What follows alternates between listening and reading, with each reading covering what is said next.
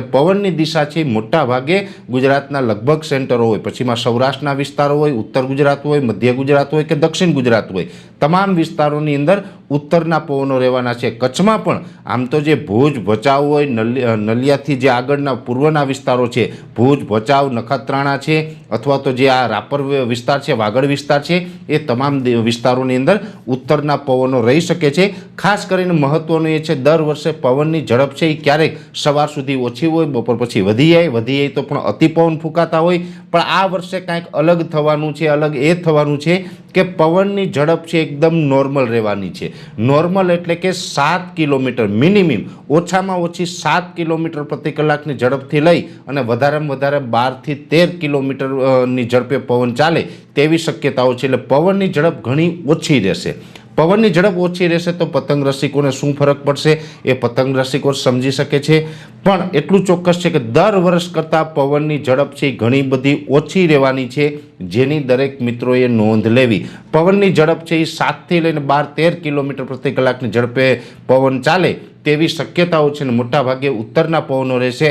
તડકો છે આ વર્ષે જે ઘણી વખત આપણે ધાબા ઉપર અથવા તો ખુલ્લાની અંદર જ્યારે પતંગ ચગાવતા હોય ને ખૂબ આપણે તડકાનો અહેસાસ થતો હોય, ઉનાળા જેવો માહોલ થતો હોય, આ વર્ષે એવું પણ નહીં થાય. આ વર્ષે વાતાવરણ ઠંડુ રહેવાનું છે.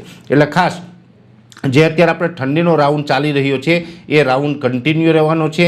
વાતાવરણ ઠંડુ રહેવાનું છે, પવનની ઝડપ નોર્મલ રહેવાની છે અને પવનની દિશા છે એ ઉત્તરના જે પવન મોટા ભાગે જોવા મળે તેવી શક્યતાઓ છે. એટલે ઉત્તરાયણ માટે પછી એમાં મધ્ય ગુજરાતની વાત છે તો ખાસ કરીને આમ તો મધ્ય ગુજરાતની અંદર આણંદ, નડિયાદ અને અમદાવાદ જેવા વિસ્તાર છે અને સાથે ગાંધીનગર, આ 4 જિલ્લા એવા છે કે એની અંદર પતંગ માટે ખૂબ પવનની ઝડપ છે એ ધીમી નોંધાઈ શકે છે. એટલે ત્યાં થોડીક પરેશાની આવી શકે છે.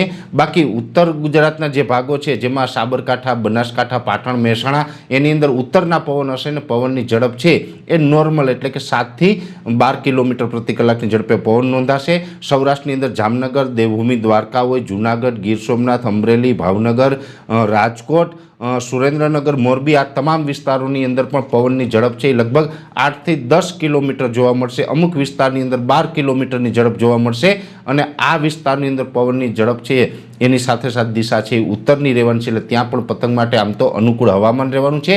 દક્ષિણ ગુજરાતના મોટા ભાગના વિસ્તાર હશે, ભરૂચ, અંકલેશ્વર, રાજપીપળા હોય અથવા તો સુરત, વલસાડ, વાપી, નવસારી, બારડોલી, બિલીમોરા, ડાંગ, આ તમામ વિસ્તારની અંદર મોટા ભાગે ઉત્તરના પવન રહેશે. કોઈ જગ્યાએ ક્ષણિક માટે એટલે કે અડધો કલાક માટે કદાચ પવનની દિશા થોડીક બદલાઈ શકે, બાકી ઉત્તરના પવન રહેવાના છે.